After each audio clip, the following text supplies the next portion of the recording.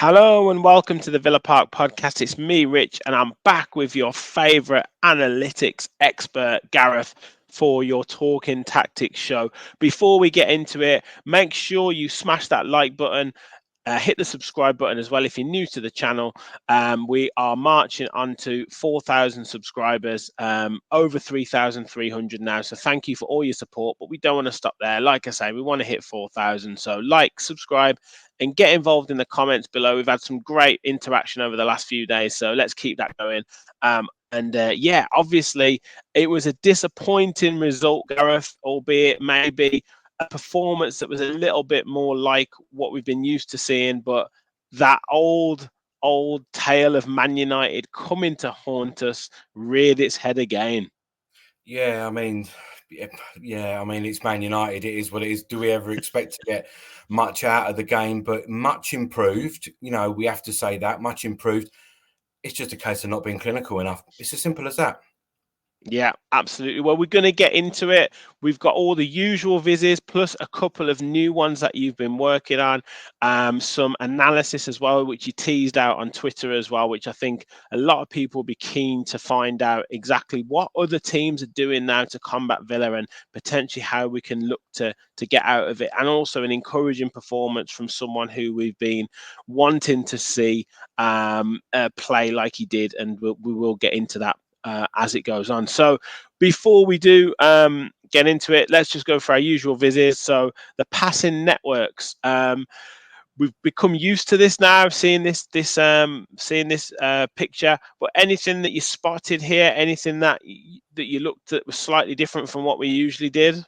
No, I mean, I think we're going to, as we said, we're going to get into it a lot, and there's been a lot sort of spoken about online and everything post match about Matty Cash's involvement and what he did and what he didn't do right or wrong, whichever way you want to look at it. But here we can see he was heavily involved in the passing on the right hand side, and it was. What I did notice is we were very compact, even though that Marino, we saw him out wide a lot. He was actually quite narrow on average. This is really quite narrow for him, and we can see that this is what Manchester United wanted to do. They wanted us to force us out wide, and again, we're going to get into that. But yeah, Matty Cash sort of, reasonably involved. But again, we can see that 4-2-2 sort of shape there, and it was a little bit different, and that was because of what Jacob Ramsey was involved in. Yeah, yeah. As I say, we'll get into it a little bit more later, focusing on that player in particular. But expected threat in terms of contributions, the passing and set pieces. Bruno Fernandes obviously high up there for Man United. I guess that's to do with his set piece delivery. Leon Bailey and Matty Cash there, like you say, contributing quite well in terms of the impact that they had. Yeah, Fernandez, you've nailed it. A lot to do with set pieces again, because he wasn't involved heavily in any build-up play or anything, which is quite surprising and quite good for us in many aspects. But however, the result didn't sort of warrant that as it stands. But again, Leon Bailey there, and look who's third in that list, Matty Cash. Yeah. Well, as we say, there was a bit of chat in our group about, and a bit of chat of that.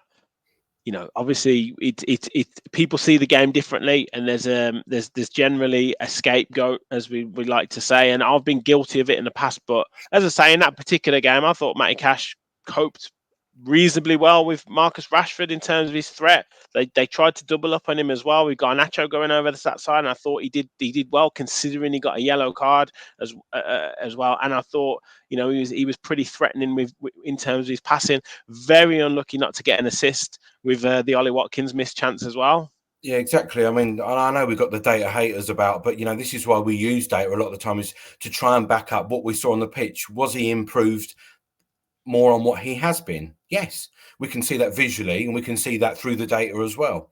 So, a little bit harsh for me. He wasn't fantastic, but then a lot of players weren't. But as you say, the scapegoat thing is what we do as Villa fans, and also some of us do as Villa fans. So we have to be careful, sort of like how we're slagging people off and things like that, when we haven't got all the facts as such until post-match, really. Yeah. These couple of new, really good images as well. I know you wanted to do a little bit more with, but this kind of maybe explains that, helps to explain the expected threat passes a little bit more. So just talk to us about this and what this shows. Yeah, I had a bit wanted to sort of get a bit of help on this from my friend Andrew, really, on this, to try and plot Villa's XT and sort of how we're sort of what we're allowing and what sort of what expected threat we're creating and who is doing that and in what areas of the pitch. And we can see a lot of this, the top right, sort of the claret of Villa, the sort of thing, and we can see there.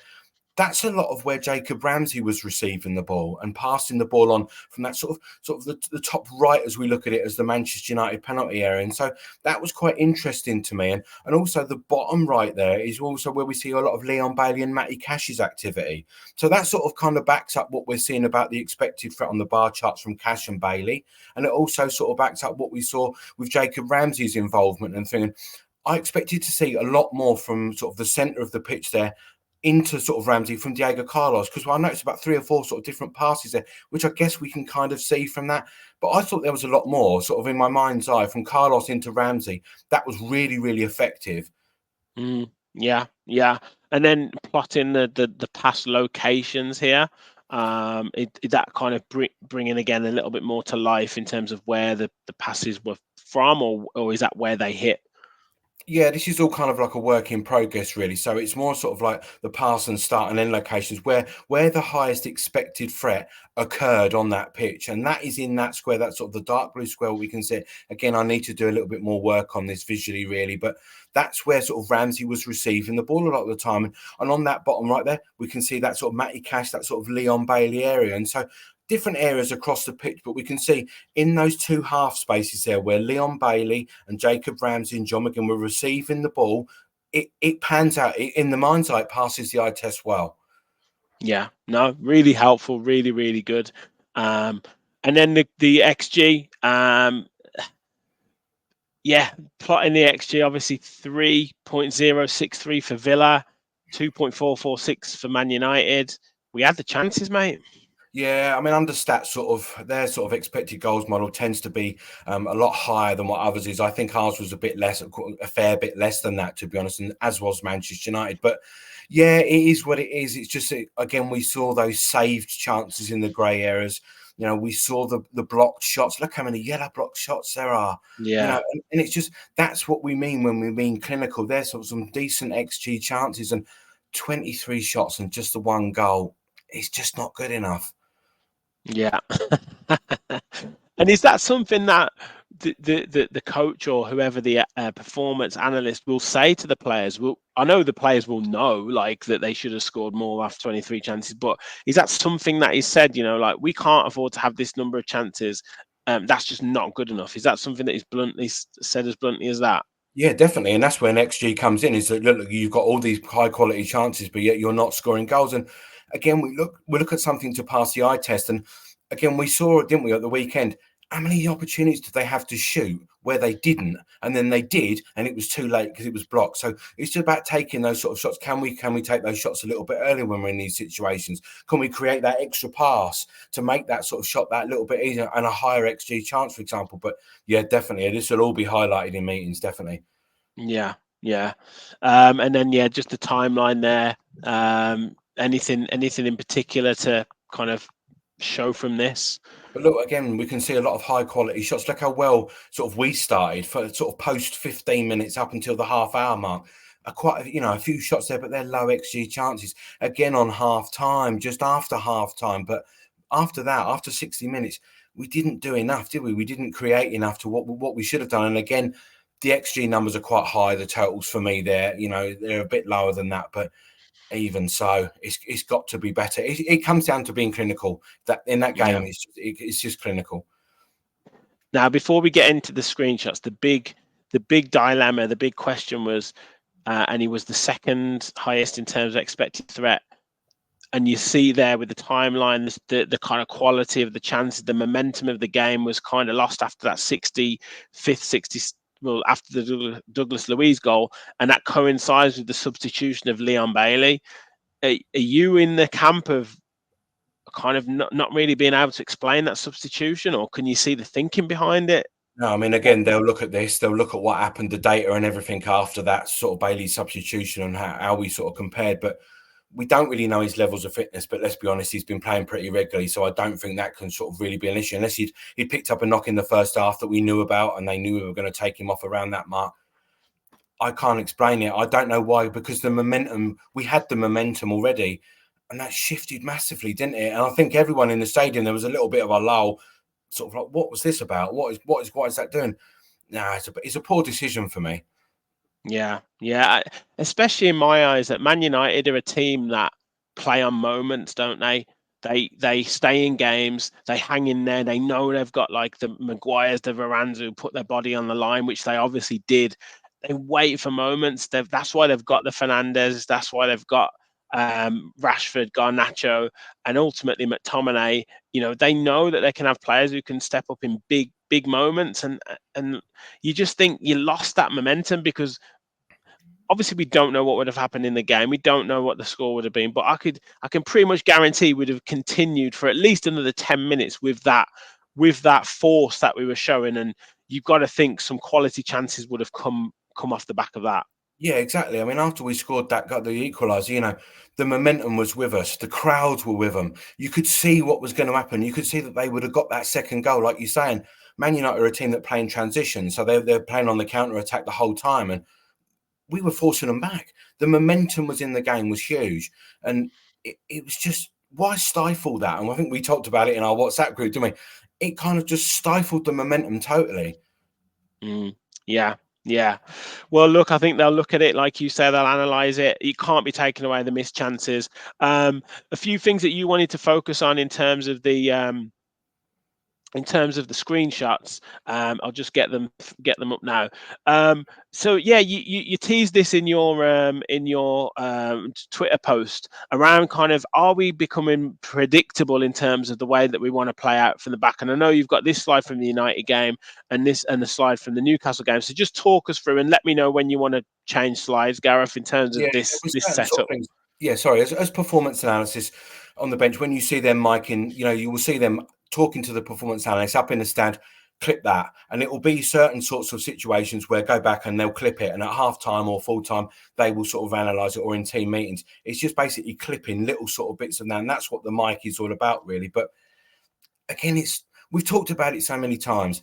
The build up on the left hand side. Now, Manchester United, they wanted to be narrow. They wanted us to force us out wide because they thought that they could cope with that. And that's exactly what they did. We've seen it time and time again. We'll see it in the next slide.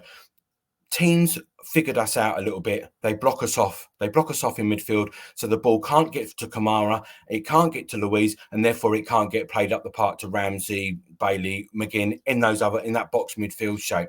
And if we go to the next one, which we'll see what happened against Newcastle.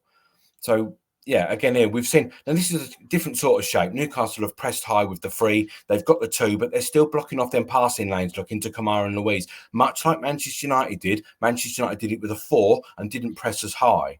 So it's different situations for different teams and how they choose to do it. But we don't change. So the opposition can just change to how they want to press and how they want to do things, rather than us having to change sort of thing. And this is where I think we need to sort of sort out where a pivot in midfield, I mean, it kind of does it itself now because Kamara is now out, but we need to sort of maybe have a sort of different sort of pivot in midfield where one is dropping, one is going forward, or, just switching of positions, a little bit more rotation maybe. The trouble is with the 4-2-2-2, you're relying on 2 deep, 2 up front and 2 in midfield. So it's kind of quite hard to rotate like that. But we have to start finding solutions. And I think that's where we've talked about another right back in the sort of Alex Moreno mould, where we're pushing both sort of opposition wingers high, if you like. So it gives that more option. Yeah. You literally took the words out of my mouth. And this is why I kind of moved to the next slide.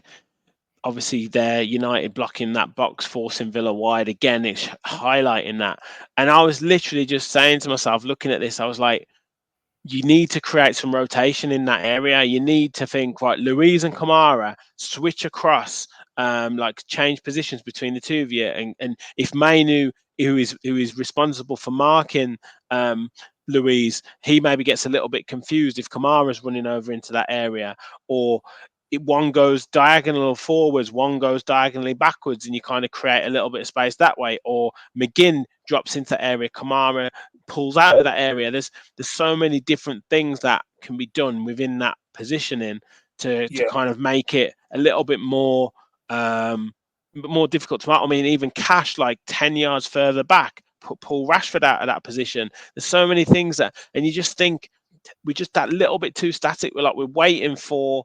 It's almost like a basketball setup, isn't it? Where you've got like the kind of point guard who's got the ball and the bounce, and they're waiting for one of the other opposition to make a move forward, and then we can kind of capitalize on that move. But some teams just are waiting us out, and it's almost like a poker game where they're kind of waiting for us to make that move, and then they'll start to press us, and we're not quite quick enough at the moment to get through it. Although it was better. Yeah, I mean, we can't. The thing is that you're in this shape. What we're seeing here, you're relying on drawing another team out.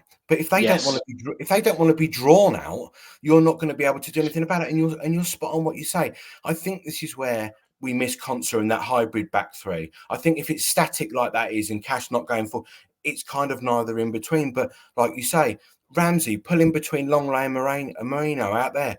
Drop John, vacate the midfield, give them a choice, spread them across the park, and play more direct into Ollie. Because when we saw that, they made that space and they played directly into Ramsey or directly into Ollie. All right, he bounced on me off a few times, but it works because teams are they're expecting you just to pass it into Luiz and him to do his thing. But sometimes you've got to change that up, switch it long to Marino, just do certain things. Yeah. Is this where we do lack a big physical presence up front? I know obviously John Duran is injured, but is this where we lack that option to maybe hit the front man or something and play off a front man, or something like that? Is that somewhere where we lack, or would Emery not really do that anyway? I don't think he'd do that anyway, because I think then the trouble is when you've got a big centre forward, you're then looking to hit him. The temptation is to hit him all the time, can they be trusted to sort of keep their sort of passing structure as it were and just be a little bit more? And of course, a big man's not necessarily as mobile and everything as what Ollie is. I think Ollie does a fantastic job. I think he did a good job on. Yeah, he did. He did well. Yeah, he did well. He really did. It's just a bit of a setup kind of thing, I think. But personnel has affected us big time. Yeah. You mentioned Man United like to play on the transition. What were you noticing about that and how we coped with it, or didn't necessarily cope with it? Yeah, I mean, this is kind of the problem was when you've got Matty Cash. Matty Cash, he wants to go forward, but yet he's not Konsa. Konsa's sort of not interested in going forward. He'd already be alongside sort of Carlos on Longley there. You wouldn't have a problem. But I wanted to highlight Marino at the pitch. It's kind of like we were a little bit sort of disjointed as such, and if that ball gets played across to Garnacho, we're in real trouble. Yeah. No, they are really dangerous on the break, Man United, and I thought we coped pretty well with it, but they do look there was a couple of occasions where they didn't have a great shot. I know we had a couple of poor efforts where we had a great position, but United had a couple as well. But yeah, it set up for a good game of football, and that's what happened. Yeah. Now, finally, a player who did, as we teased at the start, a player who did look a little bit more back to his old self, or potentially a lot more back to his old self, was Jacob Ramsey, in my opinion. Hopefully, you're going to agree with that. But yeah, what did you notice about what Jacob Ramsey brought to the side the other night? Yeah, I mean, a solid 8 out of 10 for me. A few things he could have done right, considering fitness-wise and stuff like that. But he did. It was quite surprising, wasn't it, that he comes sort of straight and played the way that he did. When a lot of these balls, this ball's going back across the Longley, but we'll see it in a few minutes that this, and Neville highlighted it on commentary, by the way, and I noticed it straight away, is that he was in behind. And we can see that 4-2-2 there. We can see that. That's perfect. The trouble is that Man United are blocking passing lanes, but the balls ended up going into Ramsey or out wide, and he was always in behind Manu. He's still in behind Manu here, by the way. This is the same phase of play. He's still in behind Manu. So, yeah, really good from him, sort of different sort of positions. And he was one of the players I thought who was stuck to his role really, really well. He did. And yeah, he really gave Manu a tough game. Like, I know Manu stuck to his task pretty well all game, but I thought, if it was an audition for two kind of young English midfielders, I thought Ramsey acquitted himself very well and was a difficult player for Manu to cope with. But yeah, you're seeing him picking up the balls in these spaces here. He was running on with it. He was, potentially passing it to Diaby here, and we had Diaby and Bailey on. This is when we had the real momentum. I guess it's just that little bit of decision making. I'd like him to take it on his left foot a little bit more as well. Just risk it on his left foot. I don't know if you're the similar feeling as well with Ramsey at the minute. Yeah, definitely. I mean, what I would say was this was the ball. Time after time after time, this was the ball. It broke lines. Sometimes it was even better than this because the midfield had pushed up and he was in at the back four almost. This was the ball that was constantly. And I think with Pau Torres a little bit in the side, he would have found it in this left space where Longley is there. He would have found John McGinn, who's probably about sort of in the sort of 10 yards behind the centre midfielder there for Manchester United. So different sorts of roles. It's about getting those players back, isn't it? And being able to play these passes and getting behind players. But I thought this was a fantastic pass. I thought that was the route that we were going. Yeah, definitely. Well, look, brilliant analysis, Gareth. Some great images there because it does really bring it to light. And like you said, it was a performance more like the old Aston Villa. And I know we were talking on our match reaction show last night. Kevin was very positive. I was kind of in the middle because I can see where those performances catch up with you. You don't have great games. You don't. And you still maybe pick up points, but there's going to be times where you play well and get beat. And unfortunately, that's where teams can get ground on you. But at the same point, on a positive, you put performances in like that against the likes of Fulham and Nottingham Forest, who we've got coming up next. The chances are you get 3 points in those games, and that's what the players need to really focus on. Yeah, and I think, especially with Manchester United, like we say, they're just starting to on the rise, aren't they? So to play a team that are hitting that sort of stride a little bit with Højlund started coming into a better form, that was a difficult game. Plus, forget it's Manchester United, they're a team that are on the up sort of thing. And I think we were more disappointed because we thought we could probably do it, but it's Manchester United. But yeah, against Nottingham Forest, Luton, Fulham, we've got to be looking to get, you would think, a tricky, but at least 6 or 7 points, surely. Yeah. Well, look, Gareth, once again, brilliant analysis. Where can people find you? I know I'll put it in the chat as well. Your new Twitter handle, and I know you've got a new website on the horizon. So yeah, let everyone know where can we find you on X or Twitter Twitter or X as it is now. Yeah, at Analytics GC you can find me. Yeah, follow. It's a new page, so get on it. Yeah, brilliant, guys. Everyone follow it. Great information there from Gareth. And like I say, he's working on lots of new stuff, new vizzes. So we'll hopefully feature them on this show as well. So make sure you do check it out. Everyone, thank you all for watching. Like I said at the start, hit that like button, hit that subscribe button, help us on the road to 4K. We're going to be back with Fans Forum tomorrow night. Lots of news to discuss, good news and bad news. So make sure you stay tuned to the channel. We've got match previews as well coming up with the Fulham game on the horizon, lunchtime lives as well. So loads to come on the channel. Make sure you stay in touch with us. But thank you all for watching. And as always, remember, we all follow the Villa.